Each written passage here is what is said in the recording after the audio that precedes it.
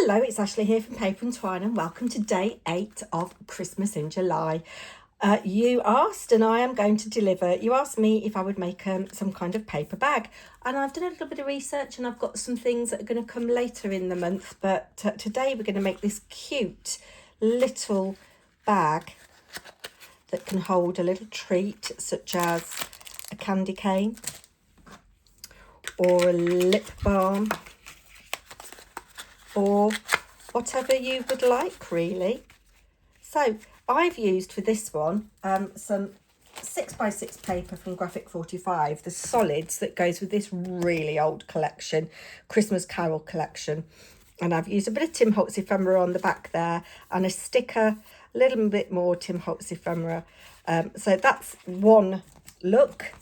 But today I am going to use some old Tim Holtz 12x12 paper. You might be able to get this on eBay or Etsy or wherever. This is the Merriment collection, and I've gone ahead and I've cut a 6x6. Obviously use any paper that is in your stash. Double-sided is better. So I am going to score simply on one side at 1.5 and 4.5.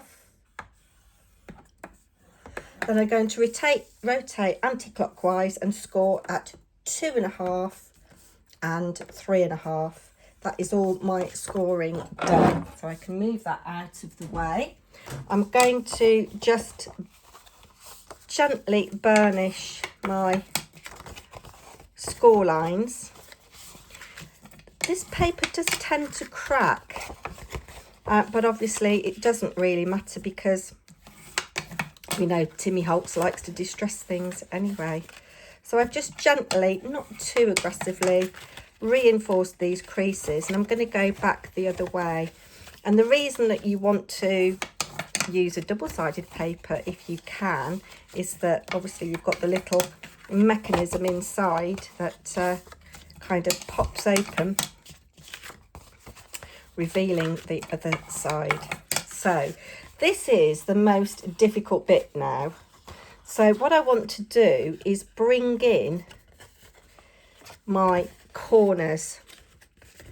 Let me see if I can remember how I did this. I struggled with this before, and this isn't my idea. I got it from somebody here on YouTube. I will leave them linked down below. Oh, they're a StampingUp demonstrator. Tell you what, let me just get this out and see if I can remember how I did it. Yes, I've got to bring. It's about bringing this in and making a 45-degree angle. So I'm bringing this in to meet this like so.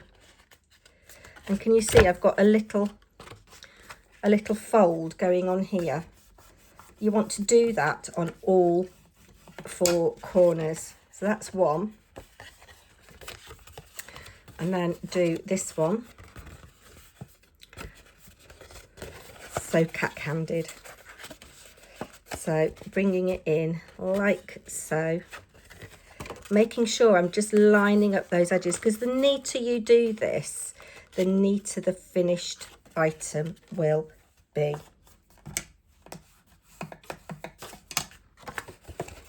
That's 2 done, and then I'm going to come around and do this one here.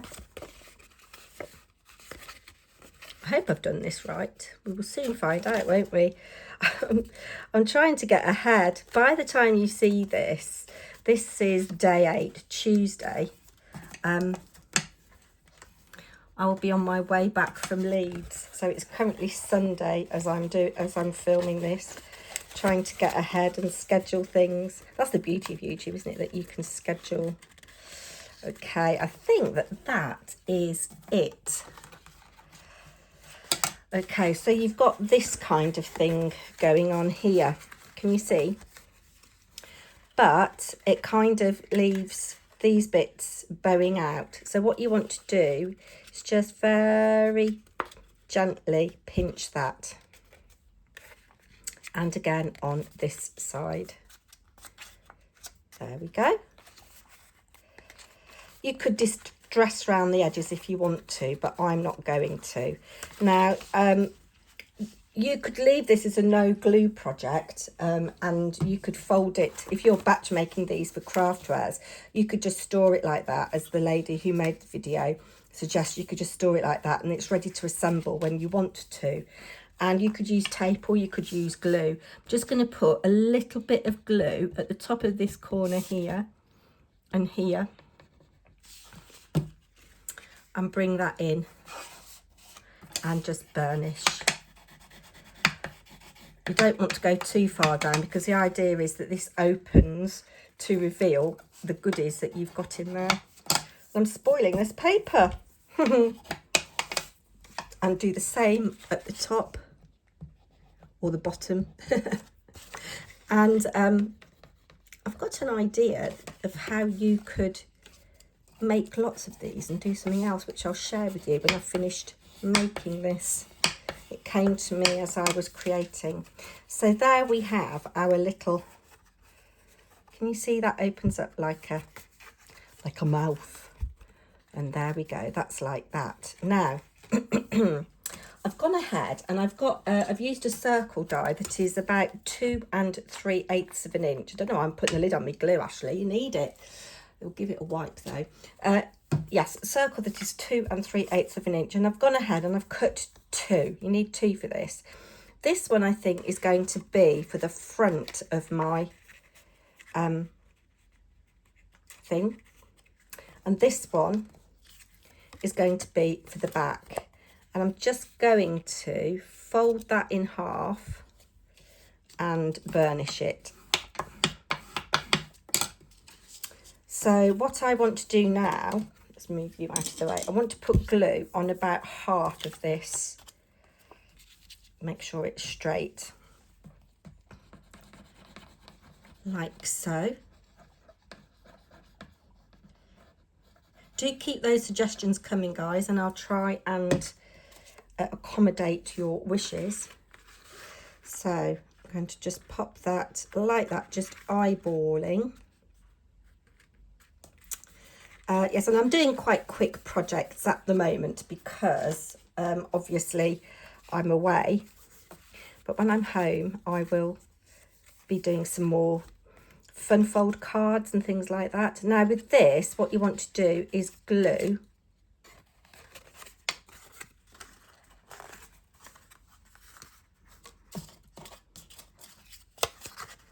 that like that. Don't glue this down. And just, yes, so this is going to form our closure. So I'm going to put glue on here, and then we can embellish as much or as little as we like. And you can see that this is a really quick project. You could make it with your children if you run a guide group or a brownies group, or you've got a craft club if you work in a school. This would be a good one to do. And that just really adds a little bit of something on the back there, doesn't it? And this will actually fit one of those, I haven't got one handy, one of those Vaseline lip balms as well. And then that will just close like so. But let's just embellish the front a little bit. What can we add from our goodies here? So I've got some collage tiles. I've got that. I don't like the cream on that though. Problem in here is I've got a mixture of things. That's quite nice. Oh, there's 2 there. Yeah, so, and you could actually raise that on a 3D foam pad if you wanted to. But let's see if we can find a little bit of a spriggy thing to come out the other side. Have I got any spriggy things? I'm sure I should have. Lots of things. Look at those, they're big, aren't they? So much stuff. So much stuff. No, I don't want you. Do you know, less is more. I might just have that like that. I've got a few little bannery things here. This is, as I say, the Christmas 2024 ephemera. Is there anything here that we can use? Oh, confectionery is quite nice. We can have that sticking out like that because you can fit some sweeties in here. So let's just undo this. Yeah, you could put whatever you want inside these, as long as it's not too heavy. I think those Vaseline lip balms are too heavy, but if you get the one that I showed you, but I think it was a Burt's Bees. No, I want to say Carfax. It wasn't Carfax. You know what I mean. There we go, like that. Oh, come on. Stick on. And then I'm just going to glue this so that it hangs over the edge like that. I'm going to put glue on all of it. Then have a jolly good tidy up afterwards. It's been manic today, done lots of crafting. And